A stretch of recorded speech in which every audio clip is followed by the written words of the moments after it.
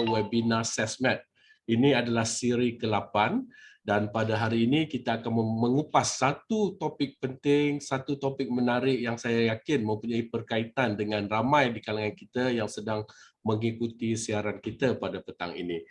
Pada petang ini kita berasa amat bertuah kerana bukan senang nak menjemput tetamu yang akan meluangkan masa selama 1 jam setengah berikutnya dengan kita ini. Dan yang paling pentingnya saya rasa beliau sememangnya cocok untuk membincangkan topik yang akan kita bicarakan nanti. Tapi sebelum itu saya ingin memaklumkan kepada semua yang sedang mengikuti siaran ini, program webinar SESMED ini diperkenalkan dengan tujuan untuk menyediakan satu ruang ataupun forum bagi kita membincangkan isu-isu yang mempunyai kaitan dengan agenda keusahawanan di IPT dalam usaha kita untuk menyokong dan mendukung usaha KPT untuk meningkatkan kebolehpasaran graduan dalam mencipta pekerjaan melalui keusahawanan. Jadi ini merupakan satu platform yang saya secara peribadi merasakan amat sesuai untuk kita sama-sama bertukar-tukar pandangan dan berbincang mengenai perkara-perkara yang sememangnya mempunyai kaitan dengan bidang tugas kita, khususnya di pusat keusahawanan di IPT masing-masing. Untuk makluman semua, siaran kita ini akan dirakam ataupun sedang dirakam untuk tujuan rujukan di masa depan dan siaran ini juga boleh ditonton melalui pelantar Zoom dan juga melalui Facebook Live UKM SESMED. Jadi saya dengan ini ingin memperkenalkan tetamu kita pada petang ini. Ada yang kata tak dengar suara teknikal.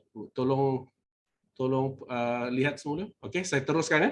Tetamu kita pada petang ini, saya dengan bangganya ingin memperkenalkan Profesor Madya Dr. Samsul Fauzi bin Osman.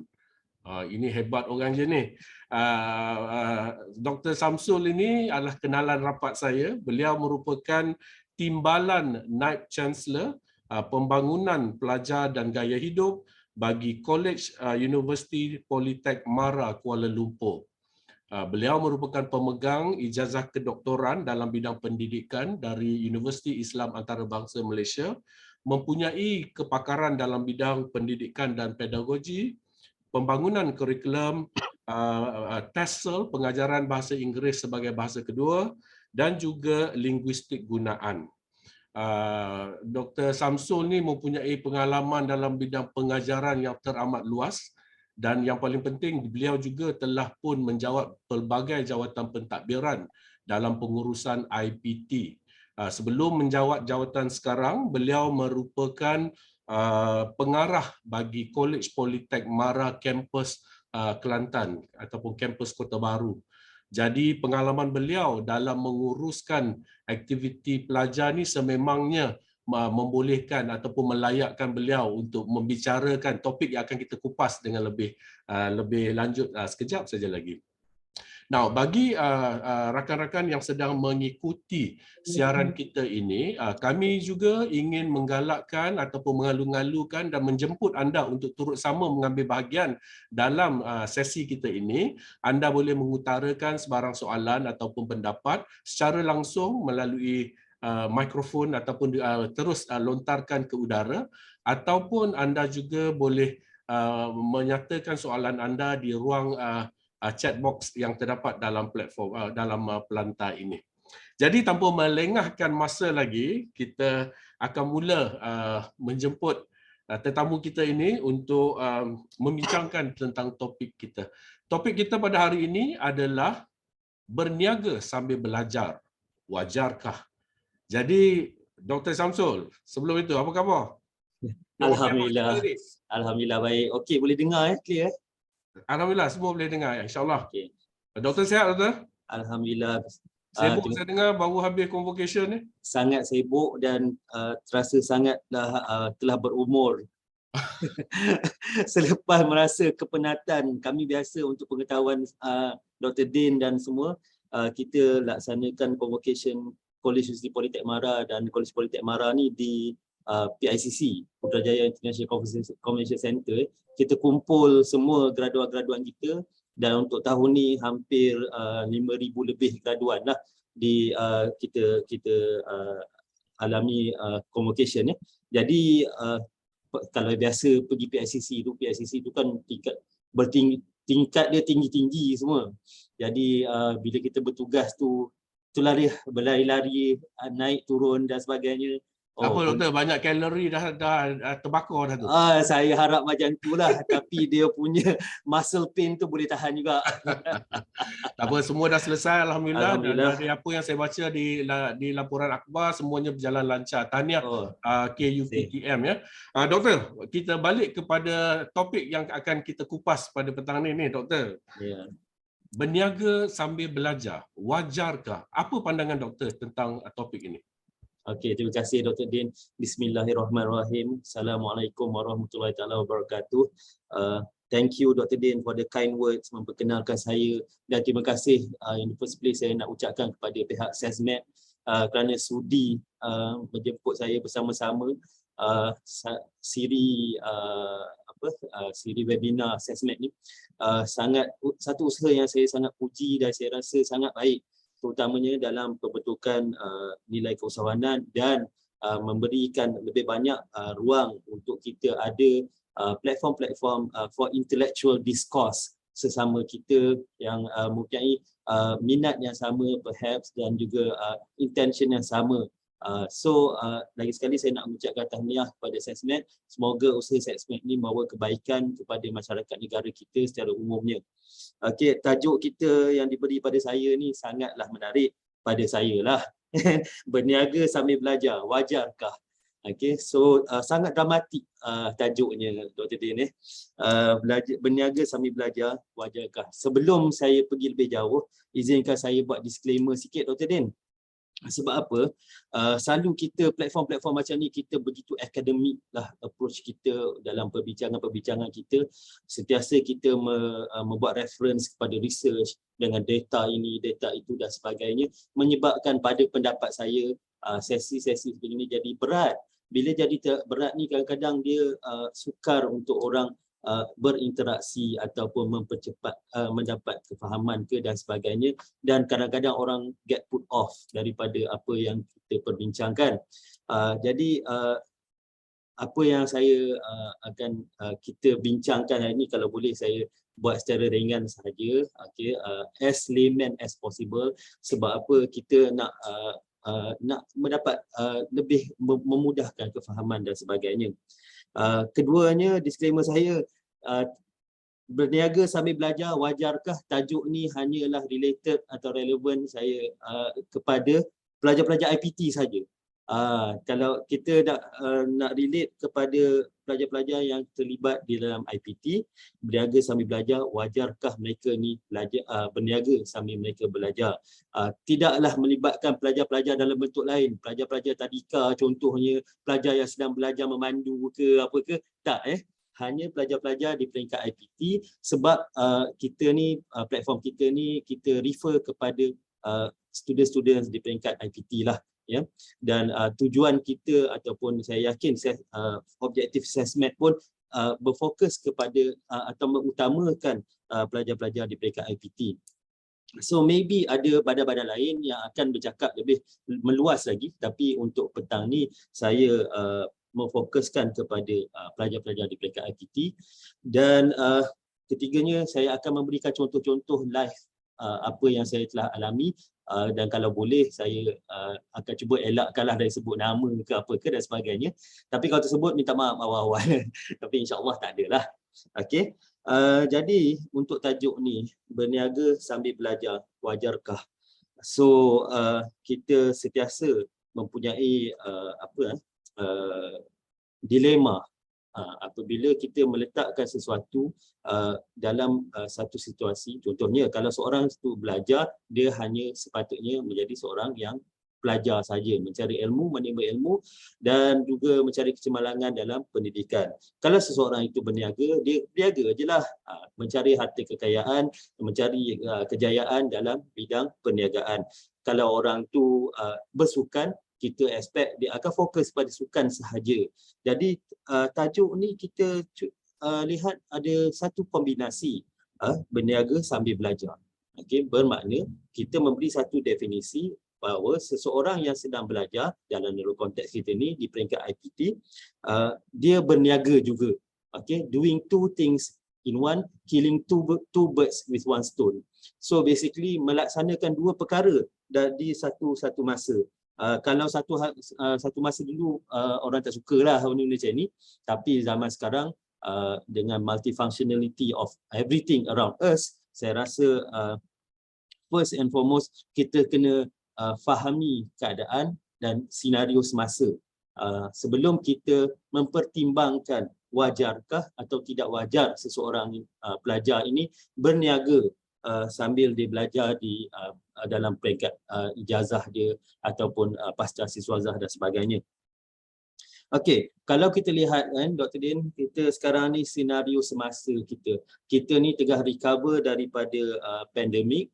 Alhamdulillah sekarang ni kita memasuki fasa endemik dan kita telah melihat berbagai-bagai keadaan ataupun situasi dalam konteks perniagaan contohnya, dalam konteks keusahawanan, dalam konteks cara kerja, dalam konteks kehidupan. Semua ada berbagai-bagai perubahan telah berlaku sekarang. Semuanya dibawa oleh si COVID-19 hari itu.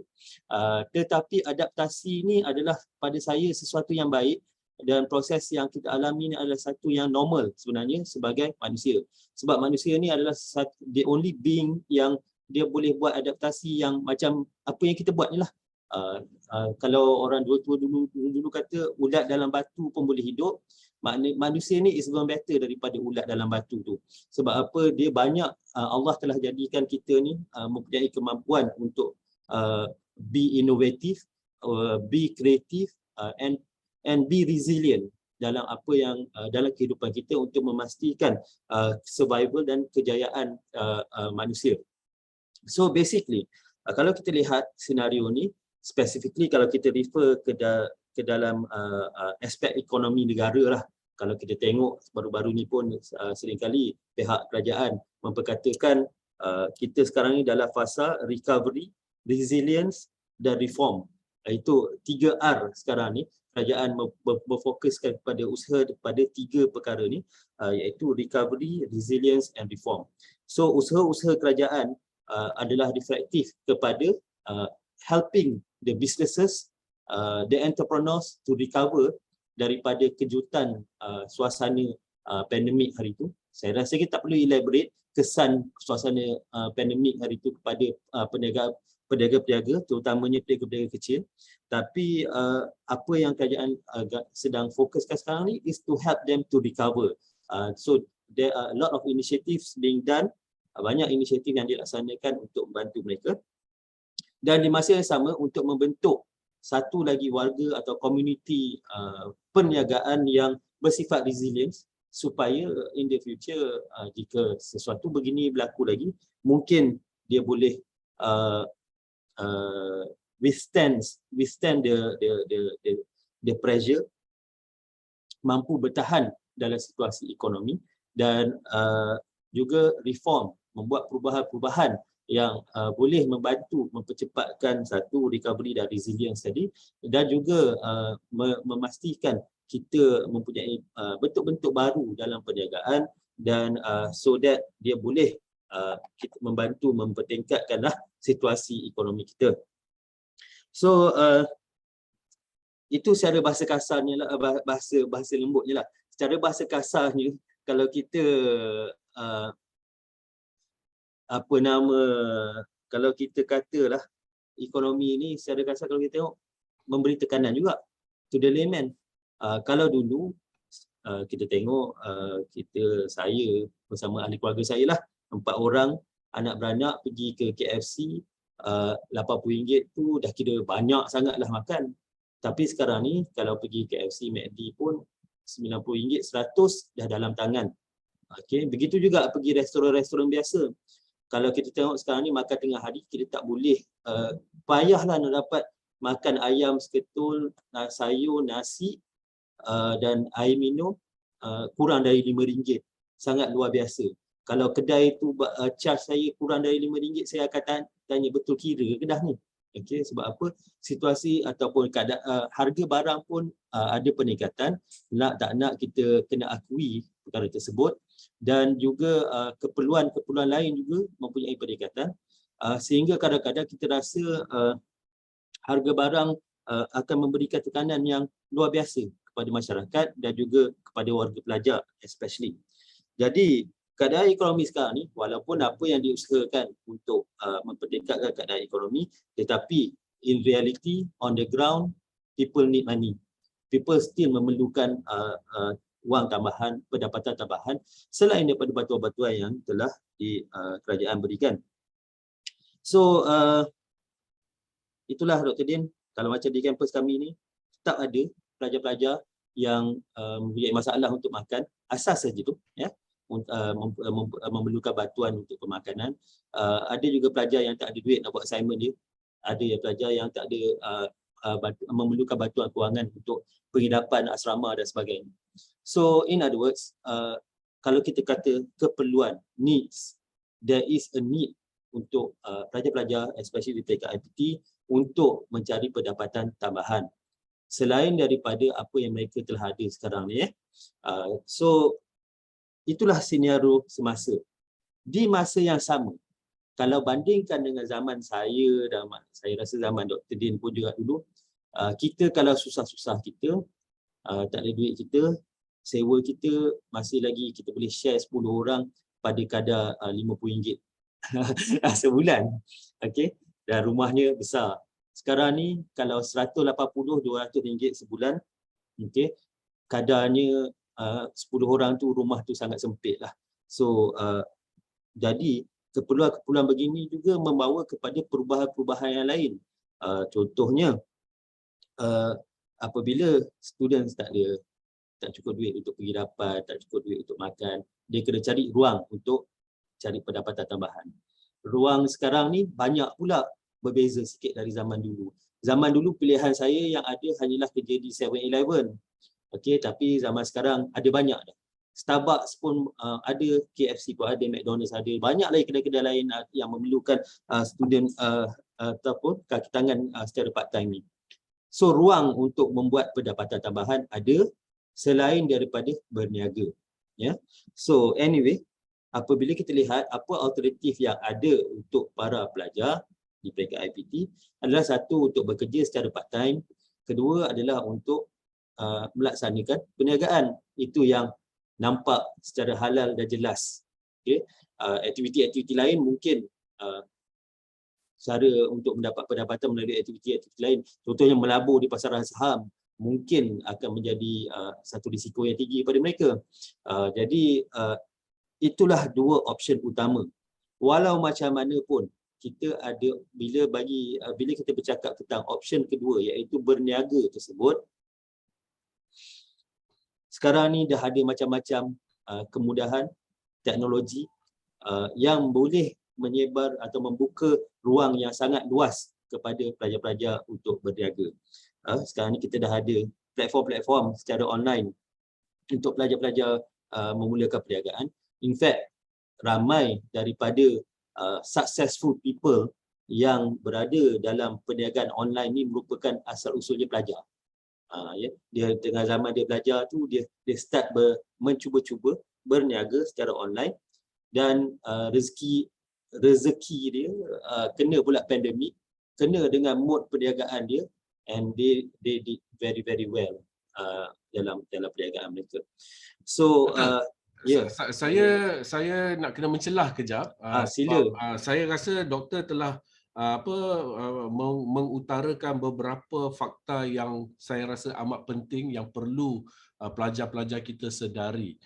Kalau saya boleh pick up daripada apa yang doktor sebutkan, keadaan semasa menyebabkan kos kehidupan sudah meningkat, yang mana pelajar tak boleh lagi rasa selesa, dan pelajar sepatutnya cuba mencari peluang untuk menambah pendapatan mereka. Dan satu option yang doktor sebutkan sebelum doktor huraikan dengan lebih lanjut tentang peluang-peluang yang ada itu adalah melalui perniagaan. Sebelum kita lihat pada peluang yang ada tu, doktor, saya nak cuba jadi nakal sikit, doktor. Ni nak jadi budak jahat sikit ni. Memang betul. Hakikatnya kalau kita nak menambah pendapatan pelajar, satu cara selain daripada menjimatkan perbelanjaan kita menambah pendapatan kita. Dan memang macam doktor sebutkan tadi, berniaga adalah satu pilihan yang terbaik. Soalannya doktor, ada mulut-mulut jahat ni dia akan kata, aku datang ke college ni nak belajar, apa hal pula ni nak kena berniaga ni? Bila masa aku nak tumpukan perhatian pada pelajaran kalau nak kena berniaga semata nak menampung kehidupan? Macam mana doktor nak menjawab komen-komen sebegini doktor? Sebelum kita huraikan lebih tentang peluang perniagaan itu tadi. Okey. Menarik dulu Dr. Din. Memang soalan yang sangat nakal. Saya apabila kita dipersoalkan atau orang bertanya tentang berniaga kan, sebelum pergi jauh lagi bertanya berniaga ni saya pandai ke berniaga? Saya boleh ke budak-budak berniaga pandai? Boleh ke mereka berjaya? Saya selalu membawa kepada satu argument nurture versus nature. Adakah dipupuk, dididik, nurturing, ataupun nature memang dia naturally dia ada inclination pada keusahawanan perniagaan. Okey. So adakah kita boleh melatih orang untuk menjadi seorang peniaga, nurture, ataupun adakah dia memang secara naturally dia seorang yang pandai berniaga? Now, pemerhatian saya pertama, boleh, memang boleh dilatih. Tetapi di masa yang sama, orang yang naturally ada inclination towards perniagaan, they can be successful. Memang almost automated dia. Kalau contohnya keluarga dia tu dia ada background perniagaan, they have a better chance ruang untuk berjaya. Ya. Walau macam mana pun berbalik kepada persoalan Dr. Din tadi, nak belajar ke nak berniaga? Nak berniaga ke nak belajar? Balik kepada saya pula, saya akan selalu jawab, berniaga ataupun bekerja berdasarkan keperluan. Contohnya, seorang pelajar, dia hanya perlu wang tambahan sebanyak RM500 sebulan sahaja. Let's say sebab apa? Contoh dalam konteks kami pelajar ni dapat penganjuran dapat penganjuran dan dia dapat lebih kurang 500 sebulan, 500-600 sebulan. 500-600 sebulan dia tolak semua, dia ada 300 je lebih kurang untuk makan dan sebagainya. How much do we need sebenarnya sebagai seorang pelajar? Adakah kita perlu sampai pendapatan 10,000 sebulan? Adakah kita perlu pendapatan sampai 2,000 sebulan? Ataupun adakah mencukupi untuk kita sebagai seorang pelajar dengan pendapatan tambahan sebanyak 600 sebulan? Okay, so itu kena dipertimbangkan sendiri oleh setiap insan. Jadi apabila kita kata kita mencari pendapatan tambahan baik dalam bentuk berniaga ataupun kerja part time, kita laksanakan berdasarkan keperluan kita. Kita jangan rasa terpedaya, rasa macam wah, boleh buat pendapatan sampai 15,000 lah sebulan kan. Peniaga burger dekat depan kampus dapat 15,000 sebulan. Dia pun jadi peniaga burger full time.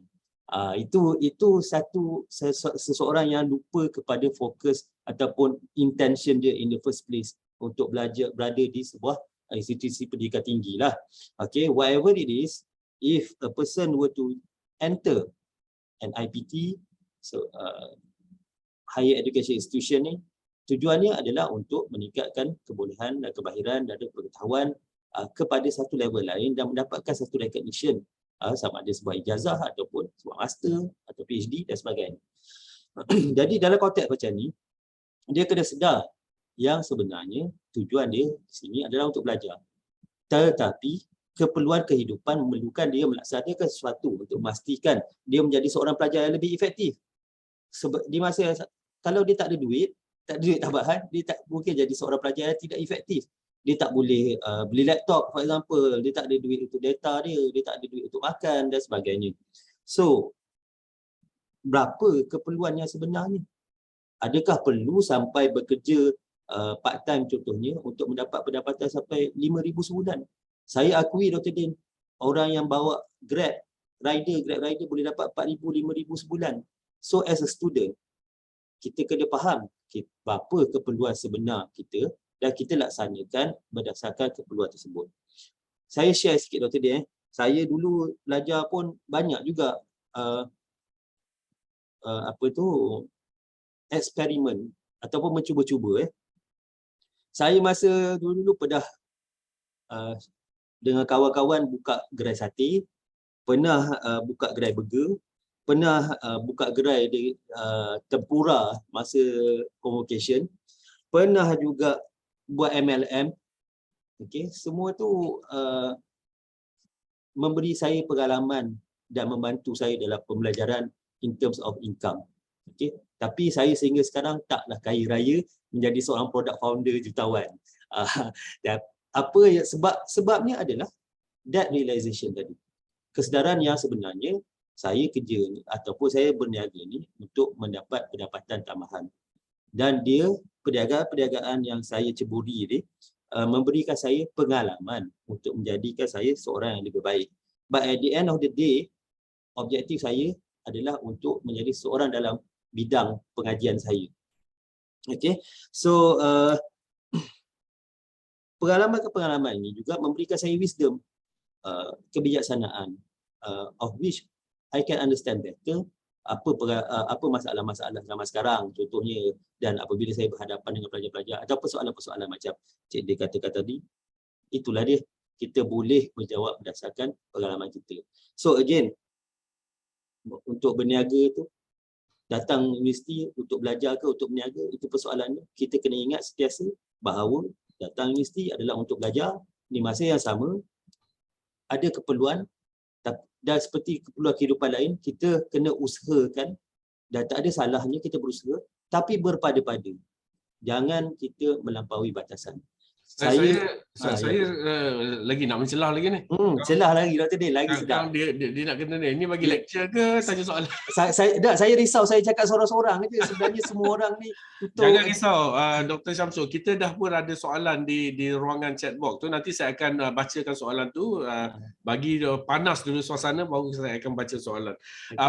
Tapi saya setujulah dengan apa yang doktor sebutkan tadi. Dan saya rasa ini satu perkara yang pelajar kena sedar. Apabila mereka, sebagai contoh yang doktor sebutkan tadi, mereka berjinak-jinak dalam bidang perniagaan, bukan saja dia boleh menjana pendapatan, tapi pengalaman itu yang boleh mematangkan mereka, dan sekiranya mereka ingin menceburi bidang pekerjaan nanti, itulah yang menjadi satu aset yang majikan ingin lihat.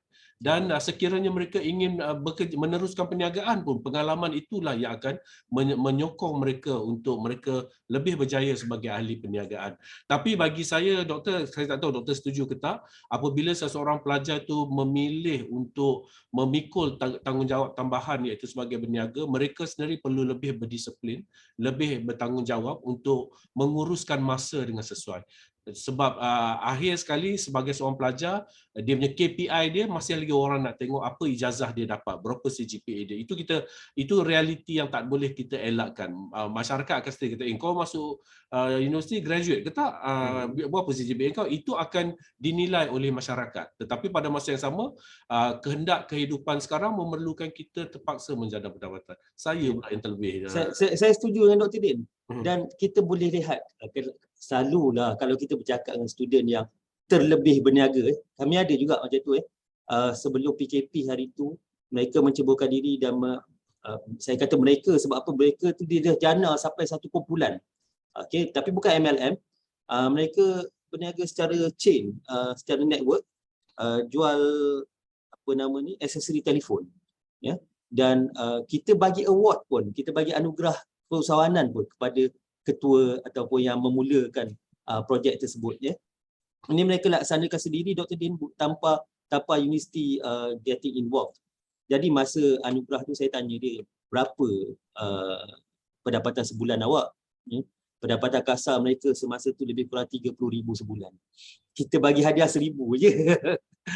Agak tersegan dah pula saya. Sebenarnya patutnya kita minta sponsorship kat dia. Jadi 30,000 sebulan, and they were excited about it. Tapi sampai sekarang 2-3 orang dari mereka tak graduate. Okay. In fact, tidak meneruskan pengajian. Okay, of which sesuatu yang mengecewakan. Satu, of course pada kami sebagai institution, of course lah kita nak tengok semua student kita berjaya. Keduanya, of course, parents mesti tak selesa. Sebab sesungguhnya, walaupun mereka ni selalu kata, alah, Bill Gates pun tak grad, diorang kata. Mark Zuckerberg pun tak grad. Okey, tapi tak sama. Hanya ada satu Bill Gates dalam dunia, ada seorang je Mark Zuckerberg, ada seorang je Steve Jobs. Okey, memang betul, saya akui diorang pun tak grad juga. Tapi daripada berbilion manusia atas planet kita ni, 3 orang ni macam itulah diorang boleh berjaya macam tu. Walau macam mana pun diorang nak juga degree. Bila Harvard bagi honorary degree, diorang suka pula pergi ambil kan. Jadi bukan bermaksud mereka tak nak degree in the first place, but they have a better idea and rezeki mereka lebih murah di situ. Adakah rezeki kita akan sama? Adakah kita ada punya peluang yang sama? Kita tak tahu. Jadi bila bercakap tentang berniaga sebagai seorang pelajar ni, sebagai semua peniaga pun lah, kita kena realize ada risiko kan Dr. Dan. Risk is always there, the element of risk. And diorang ni pandai pula cakap high risk, high return.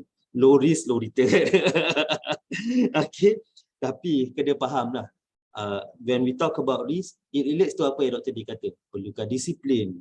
Perlukan, pada saya pula, bila saya bercakap di KUPTM ni, saya suka bercakap ikhlas. Student dia kena ikhlas. Ikhlas tu akronim sebenarnya. Ikhlas, dia kena ada intellectual independence. I, K, knowledge driven. H, hardworking. L, loving. A, ambitious. S, success driven. Okay, so these are the elements yang kita bercerita dengan student lah. Adalah lagi expansion dia. Untuk ada kursus seminggu baru boleh cerita Dr. Din. Tak ada. Tapi basically, I think it's transparent and clear. A person has to be intellectually independent. Bila dia berniaga, dia tak boleh main ikut-ikut orang aja. Bila dia jadi seorang pelajar pun tak boleh main ikut-ikut orang je.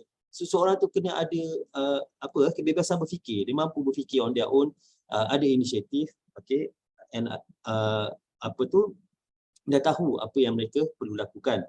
Betul. Ya. Sekali lagi soalan nakal ni.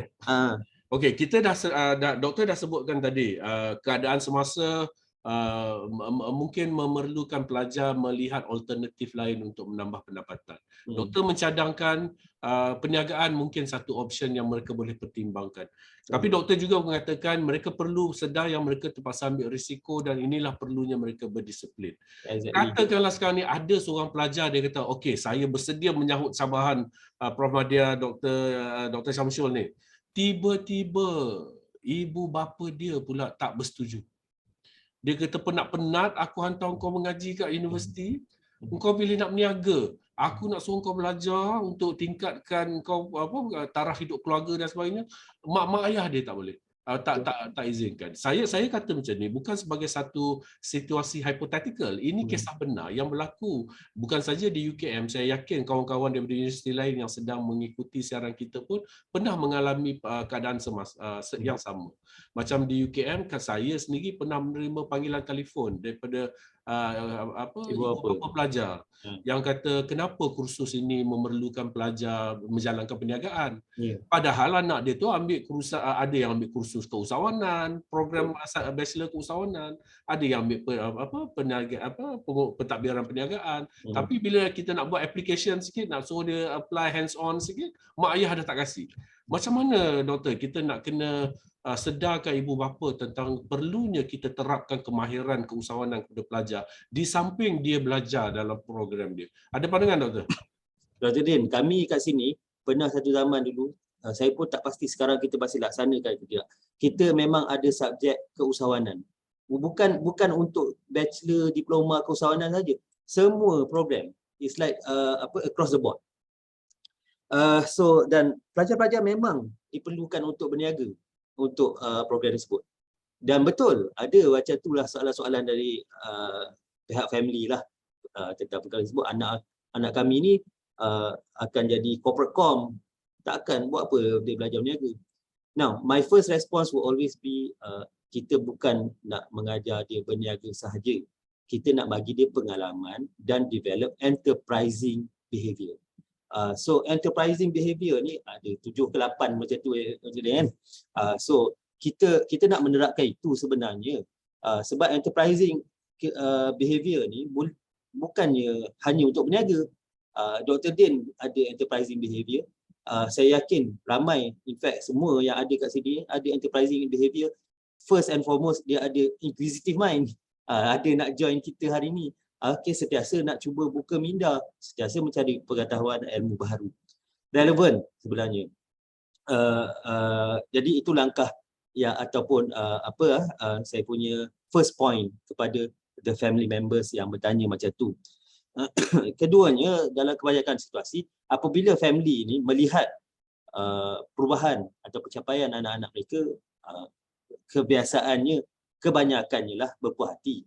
In fact, mereka appreciate pula program-program tersebut. Di masa yang sama, biasanya lah family-family yang kira rasa macam kurang berpuas hati lah dengan approach tersebut, biasanya family-family yang T20. Dia jadi yang dia rasa dia macam tak ada keperluan anak dia untuk berniaga kan. In that situation, biasanya kita akan tanya balik dengan anak dia, macam mana? Kamu rasa seronok tak berniaga? Ada tak apa-apa yang kamu pelajari dan sebagainya? Dan respon macam ni yang mereka perlu beritahu balik dekat parents mereka. Tapi itu it is relevant kepada academic matters lah, Dr. Din. Ada yang meneruskan kerjaya mereka sebagai peniaga, macam yang saya cakapkan tadi dan jual aksesori telefon tadi dan sebagainya. Itu memang membawa kepada ketidakgembiraan pada family apabila mereka meninggalkan pembelajaran mereka. Okey, dalam konteks macam tu, first kami akan menasihati pelajar tersebut. Kita tak nasihatkan family dia sebab family kita interaction kita dengan the student.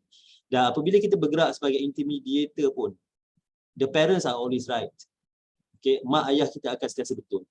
Ada sebab seorang ibu atau bapa tu kata tak mengizinkan anak dia berniaga. Kita tak tahu apa yang tersirat di dalam hati mereka. So selalu kita nasihatkan untuk mereka mentaati ibu bapa mereka. Okay, that is a very important value. Dan kita membawa kepada satu lagi faktor yang saya nak cakap, delayed gratification. Menangguhkan kegembiraan tu. Saya tak tahulah delayed gratification ni apa yang kita sebut. So nasihat kita kepada para pelajar yang alami situasi macam tu, itu dia. Actually if you are to focus on your studies now, fokus dulu pada pelajaran dulu. Okay, satu hari nanti you will have both. You will have the interest dan pengalaman sebagai seorang peniaga. Apabila selesai bergraduat nanti, kamu boleh teruskan lagi usaha kamu. Okay, yakinkah family dan bolehlah berniaga, dan that is the delayed gratification component. Di mana betul. Saya nak tambah lagi sebelum saya lupa. Saya sangat setujulah doktor, sebab apa? Saya rasa di sinilah pelajar itu perlu bersikap dewasa. Kerana apabila mereka faham yang pengetahuan keusahawanan tu sebenarnya membuka ruang yang lebih besar, kerana hasrat kita adalah untuk meningkatkan kemahiran dia. Yang macam doktor kata tu, dia punya entrepreneurial attributes yang perlu ada pada diri seseorang individu tu. Jadi untuk dia yakinkan keluarga dia, tak ada lain, satu, dia perlu berdisiplin. Dia perlu buktikan melalui pencapaian dia, macam mana yang doktor sebutkan tadi. Apabila itu, barulah keluarga pun akan rasa yakin dengan apa pilihan pelajar itu sendiri. Dan betul, satu cara lagi macam doktor kata, delayed gratification. Tapi tak naklah delay sampai umur 30-40 tahun doktor. Kita nak kalau boleh dia boleh mencipta pekerjaan untuk diri dia sekali. Okey, sambung doktor, saya mencelah tadi. Ya. And betul, dan the concern selalunya apabila seseorang ni menceburkan diri dalam perniagaan, dia ada tendensi untuk melupakan perkara-perkara lain dan fokus betul-betul kepada perniagaan. Dan kejayaan dalam melaksanakan perniagaan ni is benda yang sangat boleh distracting kepada apa yang mereka sedang buat. Okay. Dia addiktif, benda tu very addiktif. Rasa buat sesuatu, buat strategi pendekatan ni berjaya, dapat keuntungan, cuba buat strategi baru untuk dapatkan keuntungan, ada pula trouble, masalah, cuba cari strategi. So it is a very time consuming and distracting kepada seorang pelajar. Tapi ini adalah satu risiko yang mereka kena hadapi, dan kewarasan yang mereka kena sentiasa ada. They must know when to stop. I had friends yang masa dulu MLM tengah berjaya dengan cemerlang. Dia pula berjaya dengan cemerlangnya dengan MLM tersebut. Akibatnya dia meninggalkanlah assignment tak buat, test pun tak pergi dan sebagainya. Memanglah masa tu dia kaya, tapi sekarang ni dengan MLM tu sekali dah tak ada kan. Jadi kita rasa kesian juga. Yang dikendong berciciran, yang dikejar tak dapat. So yeah, that would be apa kita kata precaution dari kita lah untuk semua pelajar-pelajar ke yang ataupun yang relevan dengan kita. Doktor, soalan lagi ni doktor. Doktor, okeylah, pelajar dah nak berniaga, mak ayah pun dah izinkan. Setakat mana universiti dan kolej menyokong usaha dan niat pelajar ini? Apa yang disediakan, persekitaran apa, ekosistem apa yang kalau di pengalaman di KUPTM sendirilah, apa yang telah disiapkan untuk menyokong pelajar itu bagi menyediakan persekitaran untuk menggalakkan mereka berniaga? Boleh kongsi sikit doktor? Dr. Din, kalau siapa-siapa rajin, saya sekala tengok kita punya iklan-iklan kat KUPTM ni, kita buat pasar malam Dr. Din, paling kurang pasar malam 2-3 bulan lepas kita ada buat 2-3 malam sekali. Okey, pasar malam tu memberikan ruang untuk berniaga.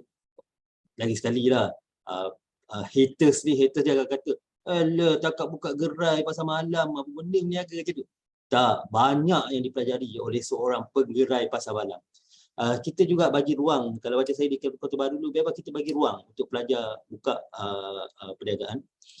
Space lah, in other words, kita kata kemudahan-kemudahan tersebut tanpa kita charge sewa ke, ataupun tanpa kita charge utilities kepada mereka. Di KUPTM ni kami ada Young Entrepreneur Square, dia panggil. Tapi sekarang ni tengah kosong lagi. Yang Entrepreneur Square ni kita ada 3 unit untuk perniagaan. Dulu-dulu dia masih tak recover lagi semenjak PKP. Okey, kita pun in fact baru bulan Julai ni baru buka kampus balik untuk pembelajaran bersemuka.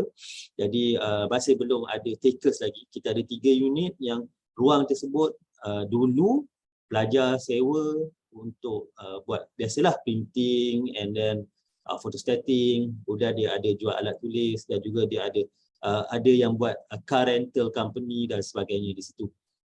So in other words, support pertama yang kita berikan kalau kami di KUPTM lah adalah space ataupun ruang untuk mereka berniaga. This is to address pada yang saya kata tadi, nature. Yang memang naturally mereka ni ada inclination towards perniagaan dan mereka they are able to do business. Tak payah ajar pun dah pandai. Saya pun tak tahu bukit kecil-kecil dah jual aiskrim ke dan sebagainya. Itu ada grup yang macam tu. Ada grup yang kita perlukan sedikit nature. Dia ada interest. Jadi this kind of group kita bagi latihan. Biasanya kita bagi talks lah. Tentang macam mana nak buat perniagaan dan sebagainya.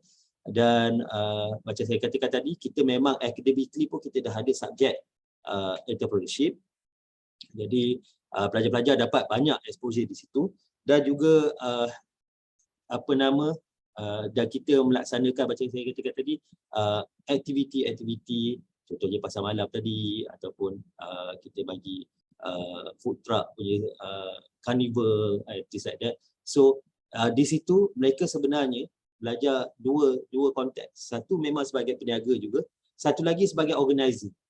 So event organizing is a business. So pelajar-pelajar ni pun adalah exposure di situ. So itulah di peringkat kami. Kalau mungkin di peringkat institusi lebih besar mungkin ada bantuan kewangan, grant dan sebagainya. Dengan kami belum lagi. Saya amat yakin Dr. Samsul bukan setakat di KUPTM saja, di lain-lain universiti kalau bolehlah kawan-kawan yang ikut sama dalam siaran kita ni kalau boleh kongsi juga apa yang institusi masing-masing lakukan demi untuk menggalakkan pelajar-pelajar menceburi bidang perniagaan ni. Kalau mungkin dia berkongsi pun bagus juga ni.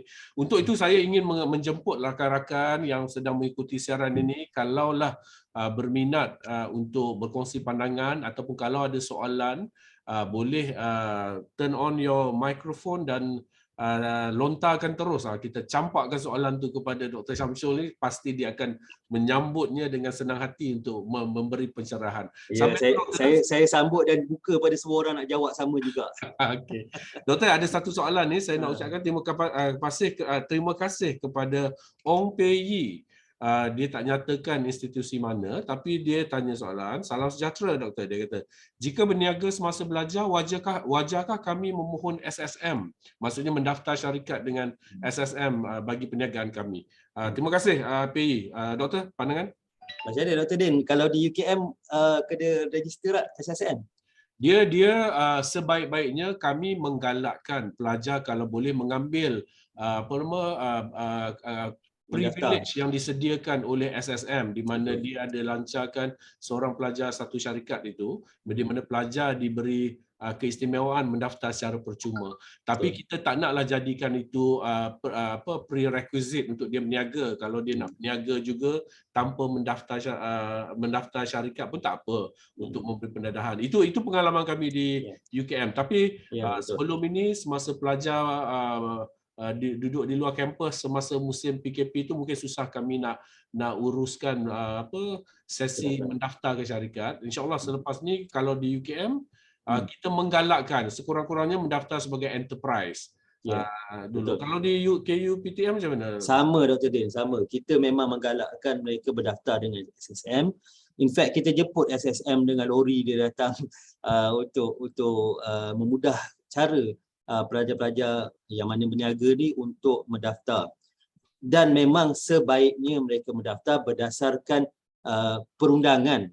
Dari segi peraturan dan perundangan, memang wajar pelajar-pelajar ni yang mana berniaga tu daftarlah syarikat mereka dengan SSM. Dan dia juga memberikan pengalaman yang baik untuk memahami proses-proses yang berkaitan dengan SSM, contohnya proses-proses pengurusan dan pengurusetiaan sesebuah syarikat. These are good habits yang kalau kita mulakan daripada mula sebagai seorang pelajar, insyaAllah as we grow and become business people, insyaAllah kita boleh be good business managers ataupun company managers. Now, tapi nak tambah Doktor. Macam saya pula, acara saya pula jadinya. Ya, saya suka je. Macam sembang-sembang lah Hazrul duk gelak je kat Unimap tu. Dia tunggu masa dia nak masuk. Okey. Tapi apa yang pelajar-pelajar harus sedar, ada banyak kebaikan dan kelebihan sekiranya mereka mendaftar syarikat mereka dengan SSM, sebab banyak kemudahan disediakan oleh pihak kerajaan melalui kementerian dan agensi yang berkaitan yang ditumpukan kepada syarikat-syarikat pelajar. Jadi kalau syarikat itu telah berdaftar, macam apa yang doktor sebutkan tadi, dia ada sistem persetiausahaan susah nak sebut, pengurusetiaan pengurusetiaan dan sebagainya. Kita ajar macam mana nak maintain full set of account. Itulah ciri-ciri sebuah perniagaan yang baik. Doktor, ada lagi nak tambah ke? Ada sikit Dr. Din. Dalam kebaikan, saya tak tahu lagi masih berlaku sekarang ke tidak, tapi apa yang kami realise sebelum PKP hari tu yang terjadi ni, selain dalam kebaikan kita mendaftar SSM ni pula, ada juga keburukan dia. Pelajar-pelajar ni apabila mendaftar sebagai SSM, almost automatic mereka bukan lagi B40. Saya tak tahu apa yang terjadi. I don't know whether the system have been improved ke tidak sekarang ni. Tapi apa yang berlaku hari itu, kan ada bantuan masa PKP apa semua tu kan. Betul. Untuk B40 yang mana pelajar kena reject, kita tanya kenapa kena reject. Dia kan ada perniagaan. Ini saya nak cuit kawan kita ni, Dr. Chauriah Nun di Sintok. Saya yakin dia ada pandangan dia pasal hal ni. Oh, dia ada hadir, dia hadir ke? Dia ada tu, dia dengar tu. Terus saya rasa berdebar-debar nak terjadi. Dia macam ni doktor, memang betul. Di UKM pun kita ada isu yang sama apabila pelajar-pelajar tak nak mendaftar sebab dia takut kehilangan banyak privilege yang disediakan oleh kerajaan semasa PKP. Tapi betul lah apa yang argument mereka tu kita fahamlah, tapi kita perlu sedarkan mungkin kau tak layak dapat yang itu, tetapi sebenarnya bila kau mendaftar kau layak dapat benda-benda yang lain. Jadi jangan hanya melihat pada satu sudut saja, sedangkan kemudahan yang disediakan oleh pihak kerajaan melalui agensi ini pelbagai, tetapi selalunya ditumpu bukan kepada individu tetapi kepada syarikat yang dimiliki oleh peniaga itu sendiri. Jadi untuk jawab soalan PI, saya peribadi saya galakkan PI mendaftar syarikat dan saya yakin Dr. Samsul pun mempunyai pandangan yang sama juga. Betul, setuju, Kalau setuju. ada ahli-ahli yang sedang mengikuti siaran kita ni, kalau ada pandangan yang berbeza, kami mengalu-alukan untuk kita sama-sama bincang untuk merungkai persoalan itu tadi. Doktor, satu lagi nak tanya ni sambil kita tunggu kawan-kawan kita ni yang Assalamualaikum. itu dia panjang dah dia. Maaf. Saya Kepada Okey, terima kasih Dr. pengurusi, Syauria. pengurusi. Ya, maaf saya tak Ini. boleh buka. Okey, saya just Okey. Ini Dr. Samsul dia hantar bola tanggung ni. Dia kata kalau mendaftar syarikat ni nanti kan tak dapat kelebihan yang kerajaan sediakan. Apa respon doktor dalam hal ni? Assalamualaikum warahmatullahi wabarakatuh. Terima kasih pengurusi webinar Dr. Din, sahabat saya Dr. Samsul. Kita punya penceramah hari ini jemputan. Cuma sikitlah pandangan, bukan betul ada pandangan yang betul daripada Dr. Samsul, juga ada, memang itulah senario yang berlaku walau di mana industri sekalipun. Cuma pandangan saya, apabila kita, seperti mana Dr. Din cakap tadi, apabila kita berdaftar dengan SSM, sebenarnya kita telah jatuh di bawah orang kata database sebagai SME atau sebagai IKS. Jadi apabila kita mempunyai orang kata berdaftar sebagai SSM, kita telah pun termasuk dalam database IKS atau SME Corp lah. Jadi di situ sebenarnya banyak yang diberikan oleh pihak kerajaan dalam membangunkan atau membantu SME semasa pandemik ataupun after or pra-pandemik ni. Ada banyak yang mereka akan enjoy sebagai satu syarikat yang berdaftar di bawah SSM. Itulah sahaja pandangan saya. Terima kasih. Apa Dr. Jau, antaranya latihan dan juga sikit sebanyak grant perniagaan pun boleh dapat saya Dr. Jau. Dia dalam dia kata government support service ni, dalam SME ni, dia ada lebih, kita pun tahu dia bawah KUSKOP, lebih daripada 60 agensi membangunkan usahawan. Jadi mereka ada dipanggil financial and non-financial assistant. So kalau financial, dia adalah bentuk geran ke, pinjaman ke, mikro ke, dan kalau dalam bentuk non-financial, ya macam Dr. Samsul kata tadi, dia ada latihan, dia ada contohnya business matching, dia juga ada program-program yang dibawa promosi ke luar negeri ataupun di dalam negara. Itu saja, terima kasih. Okey, Dr. Din, siri 9 kita dah tahu dah ada apa dalam perancangan tu. Kita ada dalam kita simpan dulu, saving the best for last kata orang. Dr. Jau pun dia pun nanti akan kita jemput juga sebagai ahli panel. Saya nak bawa perhatian anda ke ruangan chat box kita ni. Satu perkongsian yang menarik daripada Puan ke ataupun Dr. Noraini daripada Politeknik Sultan Azlan Shah. Dia kata, kalau saya boleh bacakan, Assalamualaikum, sekadar perkongsian. Pelajar saya semasa PKP, bila dia betul-betul meniaga, dia orang dapat banyak geran masa tu. Geran-geran untuk usahawan ada yang 5,000 tu, dia kata. So student saya memang ambil geran tu untuk kembangkan perniagaan mereka. Alhamdulillah dah buka kedai dah sekarang. Itu satu perkongsian yang sangat baik Puan ataupun Dr. Noraini daripada Politeknik. Ini dia kata tu dengan syarat mesti ada SSM. Jadi itulah PI. Bagi saya tak rugi kalau mendaftar sebagai syarikat anda sebagai dengan SSM walaupun sebagai enterprise sekalipun. Sebagai itu adalah permulaan. Doktor? Dalam konteks ni, if you lose some, you are gaining a lot kat sini. Betul. Betul. Kalau rasa macam tak dapat bantuan RM350, tak dapat bantuan apa-apa kan, sekali dapat bantuan RM5,000, I think this is even better. And then dia menjadi sesuatu sumber yang baru untuk para pelajar tersebut. Okey. Doktor, saya nak tanya soalan yang ni, soalan abstrak sikitlah doktor. Kita pun tahu yang pihak kementerian memang serius tentang agenda keusahawanan ni. Memang telah dilancarkan, kita ada dasar keusahawanan IPT, kita juga ada pelan tindakan keusahawanan IPT. Jadi bagi saya lah usaha pihak kementerian ni sangat-sangat serius.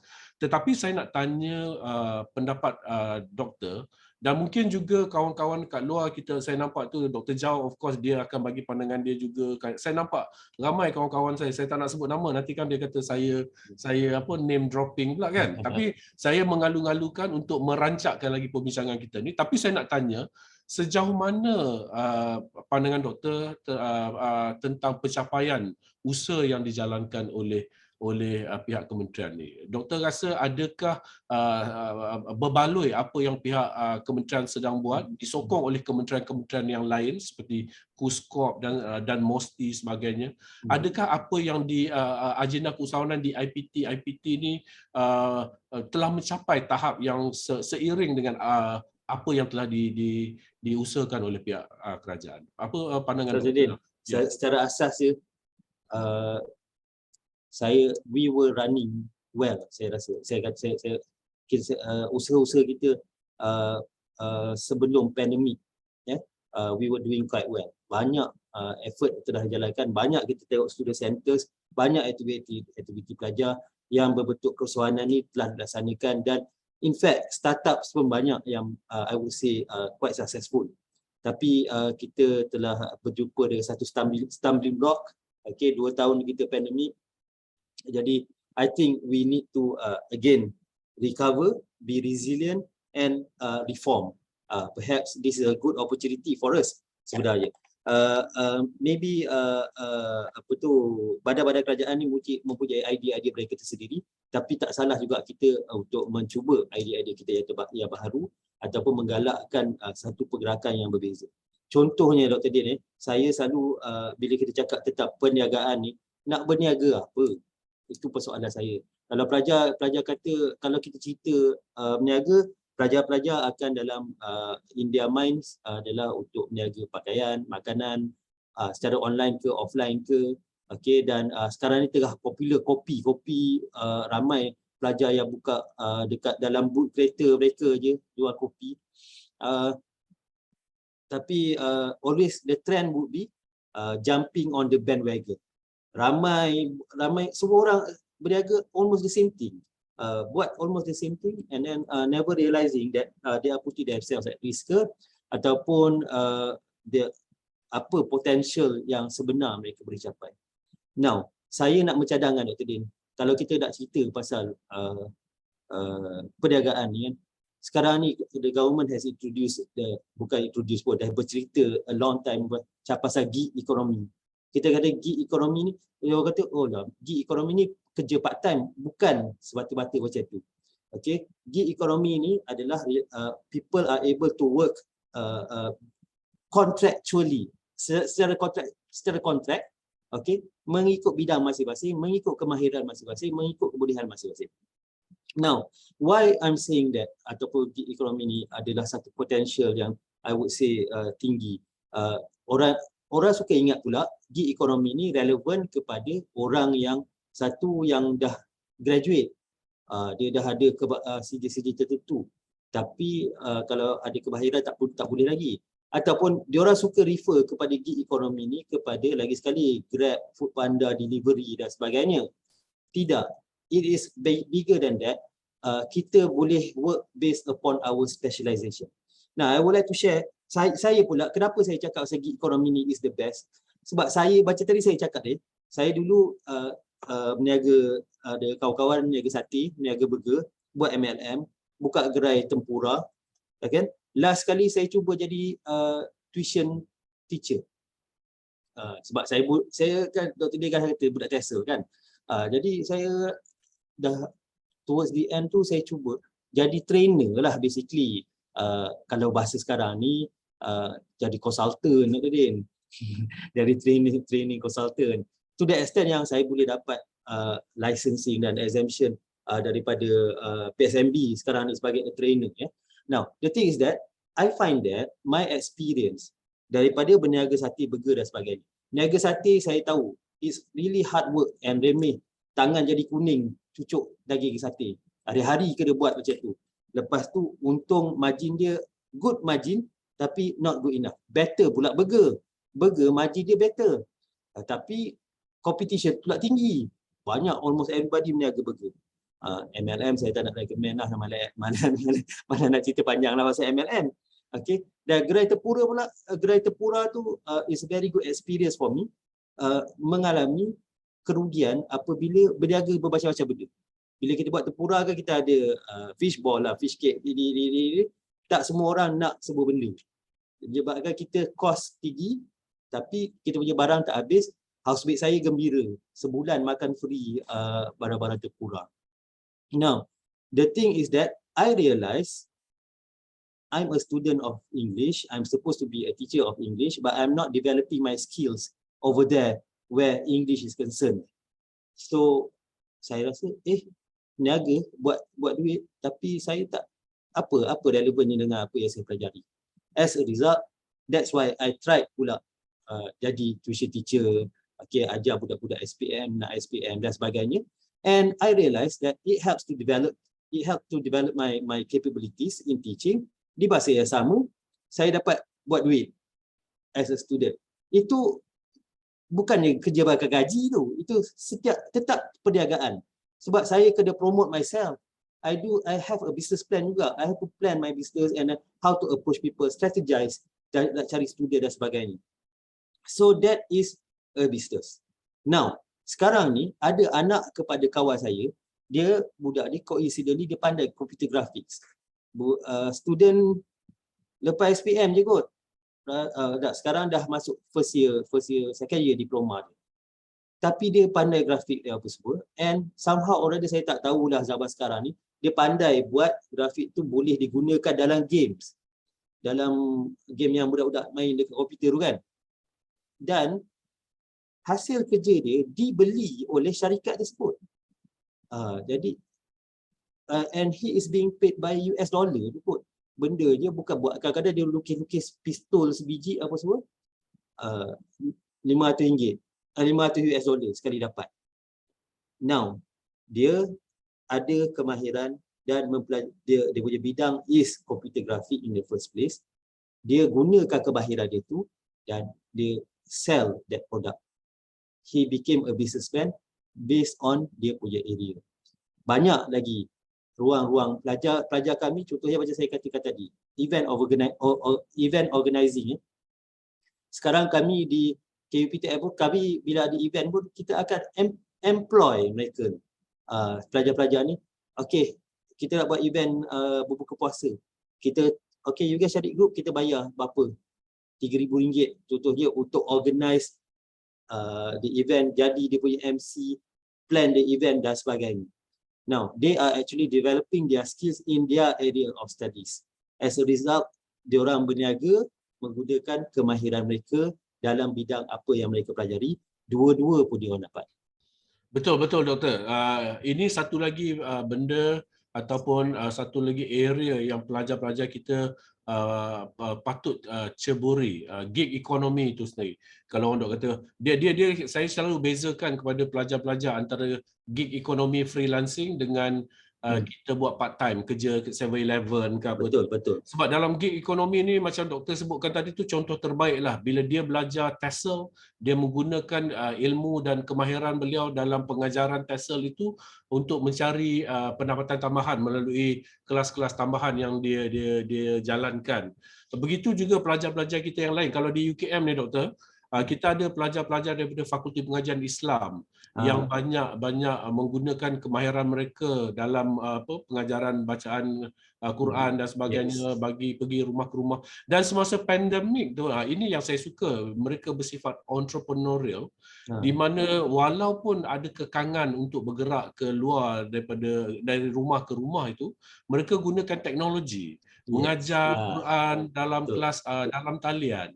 Jadi bagi yang doktor sebutkan tu tadi, student yang enterprising, yang ada entrepreneurial attributes, itu yang kita nak lahirkan. Itulah hasrat kerajaan saya rasa apabila kita letakkan lonjakan satu tu untuk melahirkan pelajar yang berciri-ciri keusahawanan. Ini lecture sungguh ni Kak Jam. Tapi betul Dr. Din, saya sangat setuju apa yang Dr. Din katakan. Dan saya rasa this is more valuable to the nation. Dia sangat bernilai kepada negara. Bukan kata yang meniaga lagi tak bagus, bukan tu kan. Tapi kan kita meningkatkan kemahiran masyarakat kita, di masa yang sama boleh meningkatkan ekonomi. So very good approach I would say. And sekarang ni kita tengok macam dulu, macam saya kata tadi Dr. Din, saya dulu mengajar tuition, mencari-cari siapalah nak belajar dengan aku. Orang pun percaya tak percaya dengan kita. Sekarang ni dah ada apps lah. untuk mencarikan matching the clients, the service provider dengan the clients. Fast Jobs contohnya, saya ada jumpa baru ni.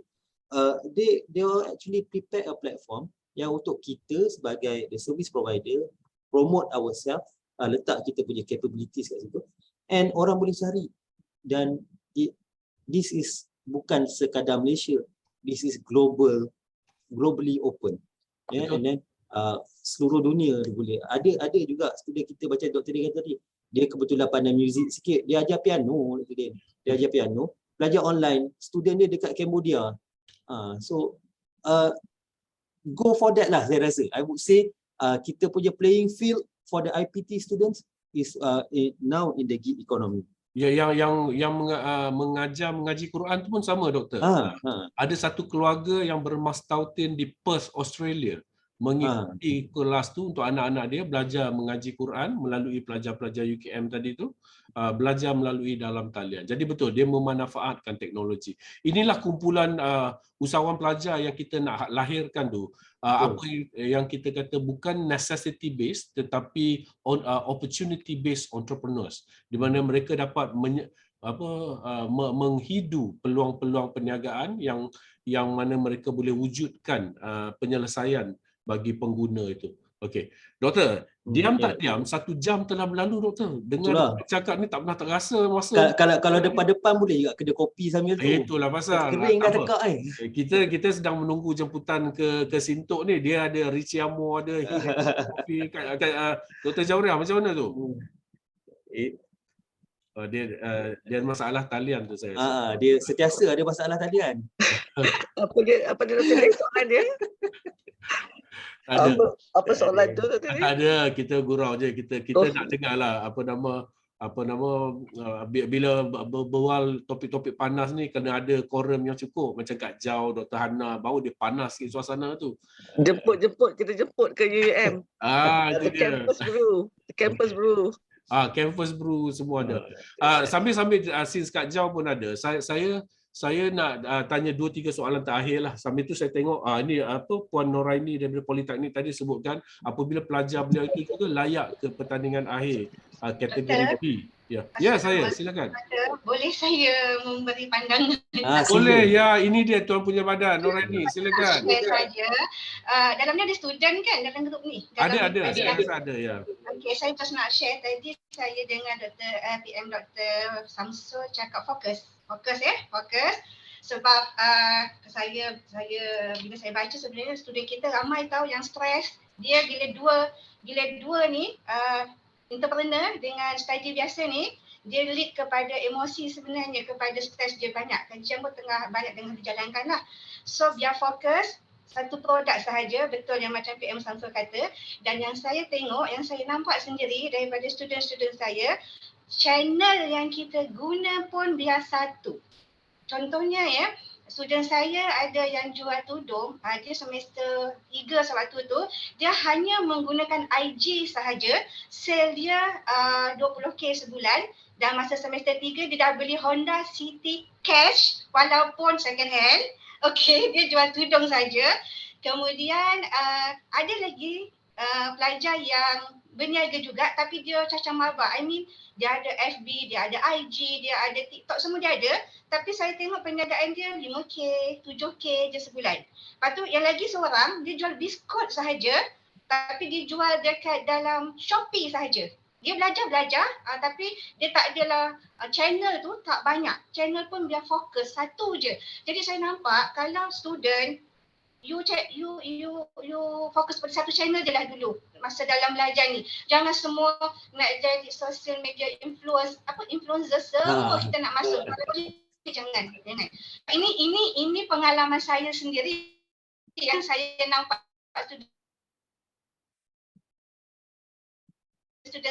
saya cakap yang kan tu dia pun dalam 30-50k sebulan, dia jual kotak sahaja yang itu.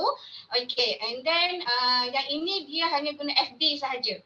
So dia yang guna campur tu tadi 5k, 7k, dia tak banyak boleh dapat sale lah. Yang saya nampak macam tu. Fokus kepada channel mana yang kita nak. Itu yang saya boleh share lah. Saya Dr. ke Puan, Dr. under construction. Doakan saya. InsyaAllah kita doakan. Saya tengah cuti kerja sebenarnya. Dok Adik, bakal Dr. Noraini. InsyaAllah satu perkongsian yang baik. Jadi kalau saya boleh rumuskan, di peringkat awal ni eloklah kalau usahawan pelajar kita tumpukan pada satu platform dahulu supaya dia dapat fokus dan dia dapat menawarkan yang terbaik untuk pelanggan dia. Itukah maksud doktor berdasarkan pengalaman?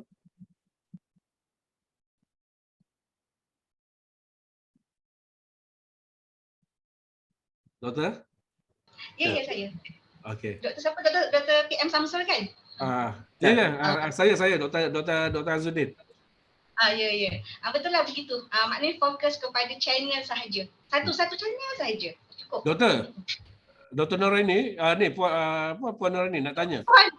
Dari segi pencapaian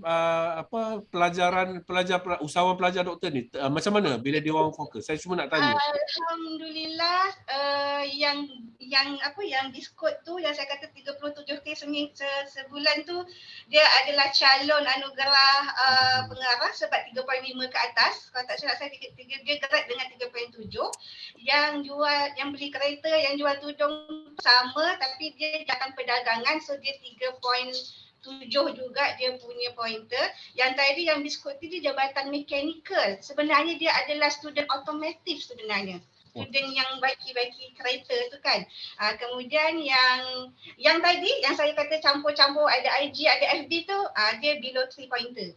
Kemudian yang budak kotak ni, saya panggil budak kotak lah. Yang budak kotak ni dia 3 point, hampir 3.5. Macam tu.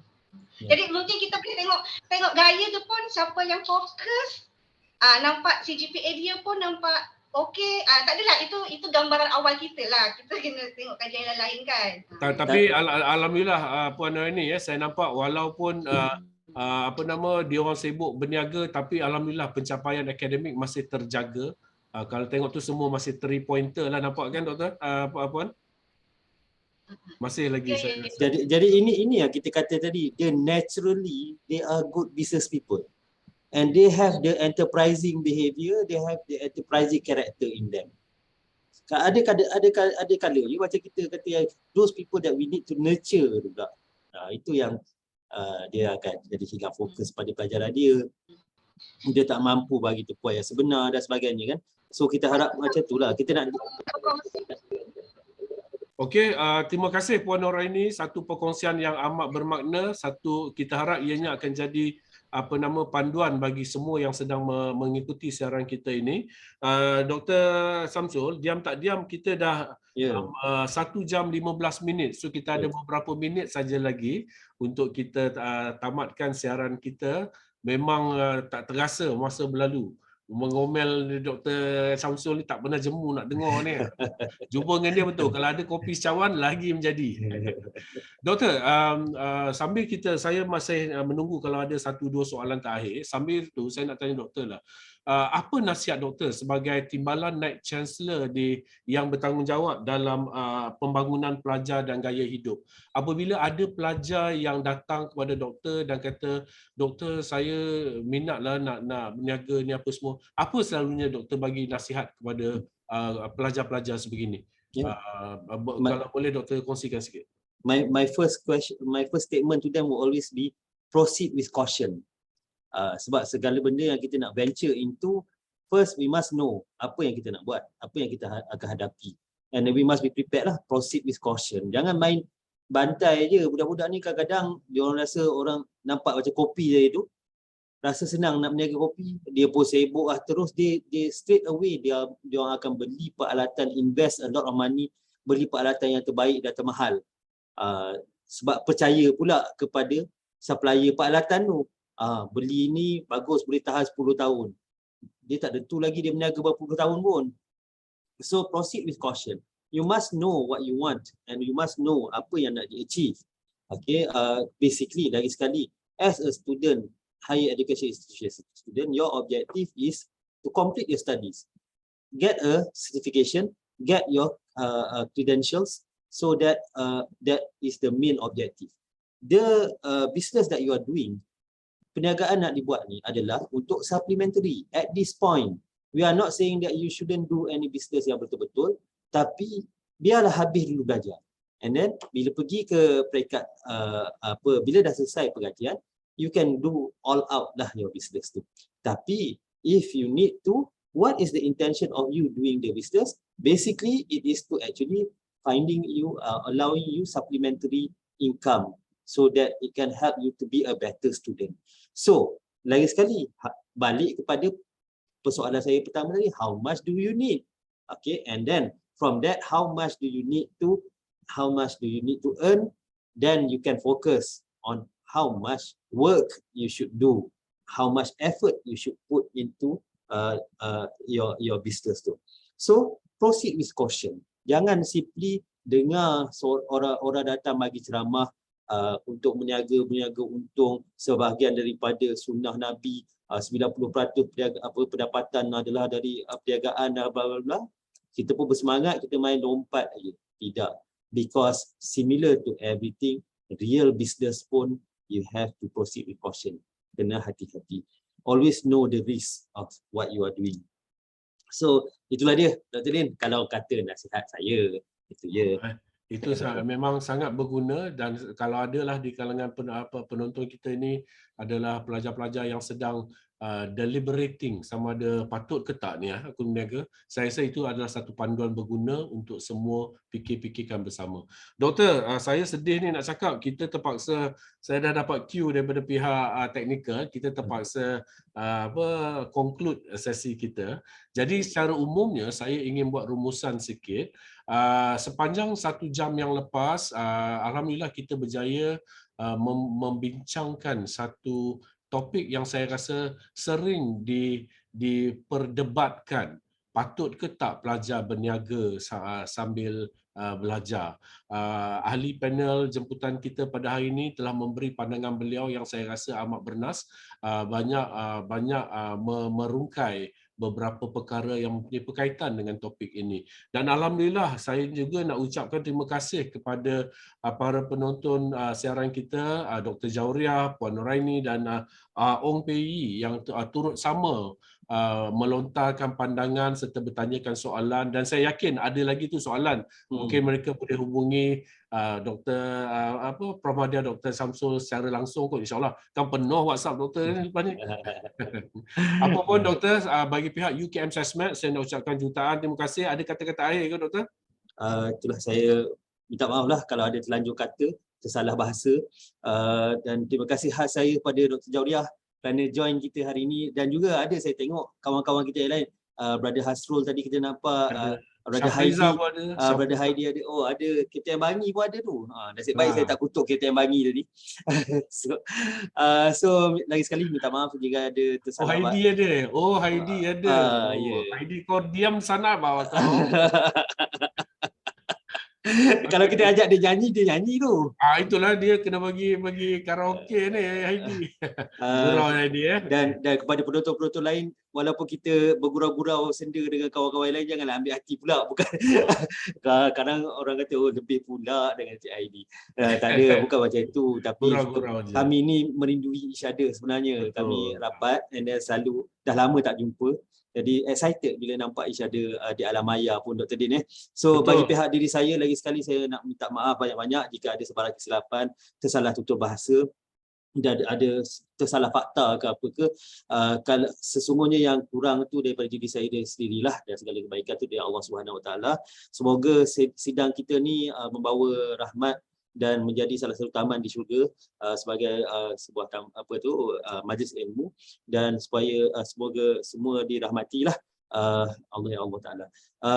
Di masa yang sama Dr. Din, saya nak minta kebenaran lepas ni kalau video daripada sidang kita ni kita akan juga post di YouTube Counselor KUPTM. Tetap Sesmed, kita akan acknowledge Sesmed, tapi untuk lebih kita memberi ruang supaya lebih banyak lagi lah, kalau ada manfaat supaya lebih banyak manfaatnya. Itulah Tak ada masalah. Kami mengalu-alukan. In fact, kami ucap terima kasih atas usaha itu. Mudah-mudahan ilmu yang kita bincangkan pada petang ini dapat disebarkan dengan lebih luas. Saya terima pesanan daripada pihak urus setia. Kalau boleh, kita mohon semua yang mengikuti siaran ini untuk mengisi borang kehadiran yang disediakan dia punya pautan tu dekat ruangan chat kita. So tuan-tuan dan puan-puan, dengan akhir kalam daripada ahli jemputan kita itu, maka sampailah kita ke penghujung webinar SESMAD siri ke-8 kali ini. Sekali lagi bagi pihak UKM SESMAD, saya ingin mengucapkan terima kasih pada Profesor Madya, Dr. Syamsul Fauzi bin Osman, Timbalan Naib Chancellor di College University Politek Malaysia Mara.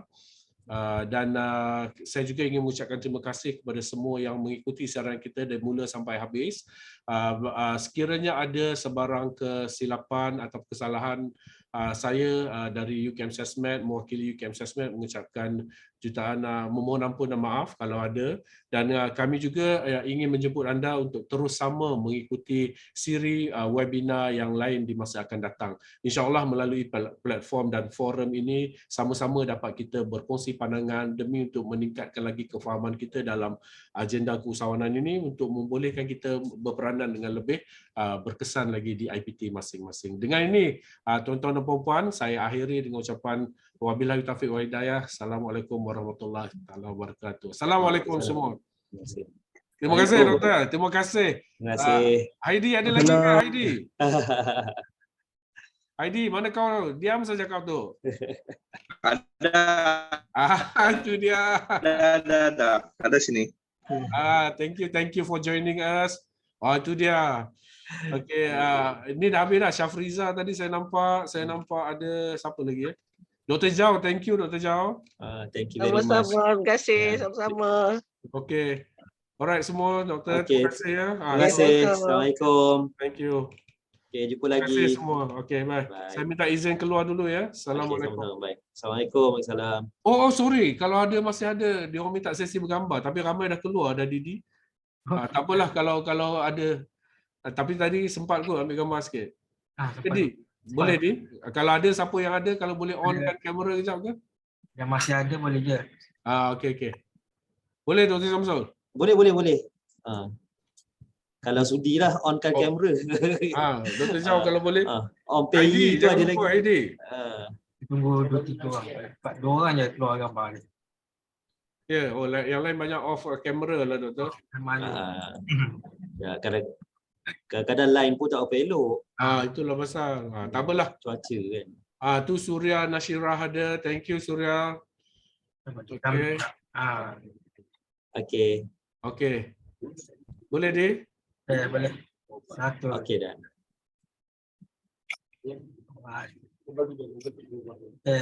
Thank you. Okey, terima kasih. Terima kasih semua. Assalamualaikum. Assalamualaikum semua.